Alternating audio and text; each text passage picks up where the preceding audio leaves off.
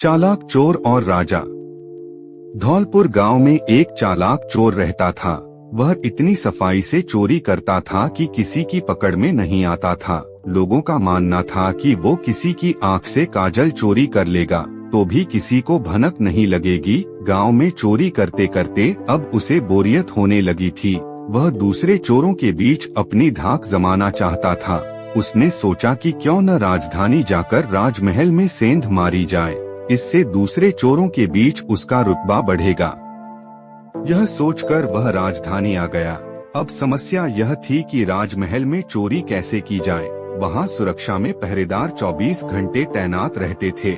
कई दिनों तक रेकी करने के बाद उसने ध्यान दिया कि महल के ऊपर जो घड़ी लगी है वह समय बताने के लिए हर घंटे बजती थी। चोर के दिमाग में एक विचार आया। चोर रात में कुछ लोहे की कीलें और हथौड़ी लेकर राजमहल पहुंचा और जैसे ही घंटी बजती वह दीवार पर एक कील ठोक देता।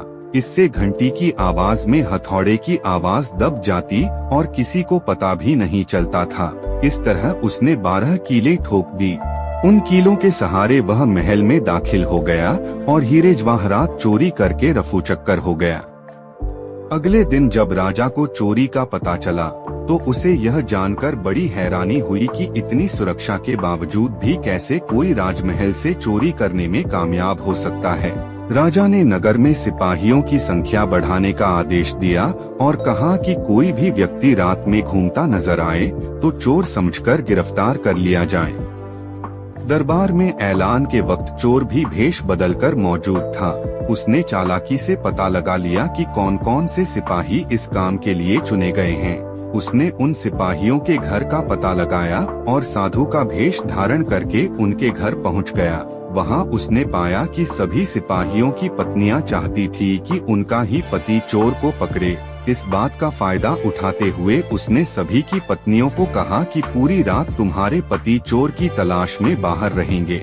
इस बीच चोर तुम्हारे पति का वेश धारण कर घर में घुसने की कोशिश करेगा। भले ही वह तुम्हारे पति की आवाज निकाले, लेकिन तुम उसे अंदर मत आने देना और गर्म कोयला फेंकना। इससे चोर घायल हो जाएगा और पकड़ा जाएगा। पत्नियों ने हामी भर दी। वहीं सिपाही पूरी रात गश्त करते रहे और चोर की तलाश करते रहे। सुबह के 4 बजे गए थे। सभी सिपाही चोर को ढूंढते ढूंढते थक गए। तभी सारे सिपाहियों ने सोचा कि अब घर चलकर थोड़ा आराम कर लेते हैं। जब वे घर पहुँचे और दरवाजा खटखटाया तो पत्नियों को शक हुआ। उन्होंने सोचा कि साधु की बात सच हो गई। जरूर ये चोर है जो भेष बदल कर आया है। वे जलता हुआ कोयला अपने पतियों पर फेंकने लगी। इससे सारे सिपाही घायल हो गए। उन्हें अस्पताल में भर्ती कराना पड़ा। दूसरे दिन राजा को जब सारी बात पता चली तो वह चिंतित हो गया। उसने फौरन कोतवाल को आदेश दिया कि जितनी जल्दी हो सके उस चोर को पकड़कर हाजिर किया जाए। कोतवाल ने शहर में पहरा देना शुरू कर दिया। इस दौरान कोतवाल को एक युवक आता दिखा। कोतवाल ने उस लड़के से पूछा, कौन हो तुम? युवक ने कहा, मैं चोर हूँ। कोतवाल को यकीन नहीं हुआ। भला इस तरह कोई खुद को चोर कैसे बता सकता है? उसे लगा युवक मजाक कर रहा है। कोतवाल ने आगे कहा, अगर तुम चोर हो तो चलो, तुम्हें जेल में बंद करने का आदेश मिला है। वह युवक तैयार हो गया। कोतवाल उसे लेकर एक कमरे में गया, जिसे देखकर चोर ने बोला कि कोतवाल साहब, इस जेल को तो कोई भी खोल सकता है। कोतवाल बोला, इसे खोला नहीं जा सकता। चोर बोला, आप अंदर जाइए, मैं बताता हूँ इसे कैसे खोल सकते हैं। कोतवाल मान गया और जैसे ही अंदर गया, चोर ने दरवाजा बंद करके लॉक कर दिया और हंसते हुए बोला, मैंने पहले ही बोला था मैं चोर हूँ, आप माने नहीं। कोतवाल पूरी रात जेल में बंद रहा। सुबह सिपाहियों की मदद से कोतवाल किसी तरह जेल से बाहर आया और राजा के पास पहुंचकर उसने सारी कहानी सुनाई। पूरी बात सुनकर राजा दंग रह गया। अब उसने खुद चोर को पकड़ने का फैसला किया। रात होने पर राजा ने गश्त देना शुरू कर दिया। इस दौरान चोर ने साधु का भेष बनाया और एक पेड़ के नीचे धूनी जमाकर बैठ गया। गश्त के दौरान राजा इधर उधर के चक्कर काट रहा था।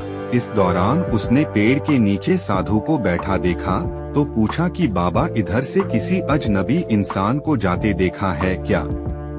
साधु के भेष में बैठा चोर बोला कि मैं ध्यान में था, इसलिए देख नहीं पाया। इस दौरान राजा को एक विचार आया।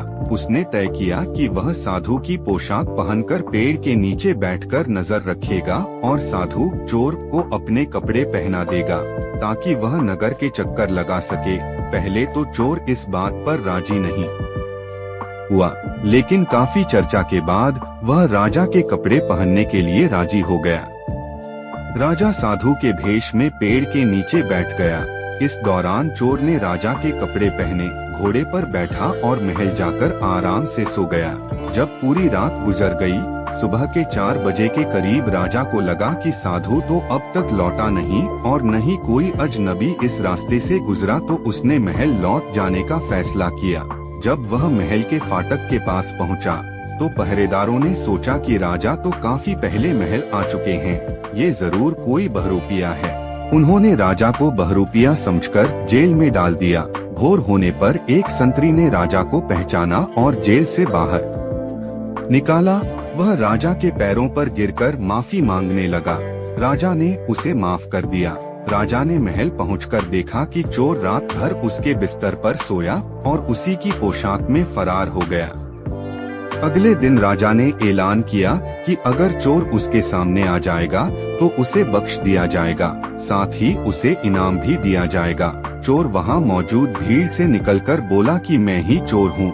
सबूत के तौर पर उसने राजा को उसकी पोशाक दिखाई और चोरी का सारा सामान भी वापस कर दिया। राजा ने अपने वादे के मुताबिक चोर को माफ कर दिया। राजा ने भेंट में उसे एक गांव दिया, साथ ही वादा लिया कि भविष्य में वह कभी चोरी नहीं करेगा। इस तरह चतुराई के बल पर चोर ने खुद को साबित किया और खुशी खुशी जीवन यापन करने लगा। इस कहानी से हमें यह सीख मिलता है, अगर इंसान में बुद्धिमानी और समझदारी है तो वह विषम परिस्थितियों में भी खुद को साबित कर सकता है। Thanks for watching.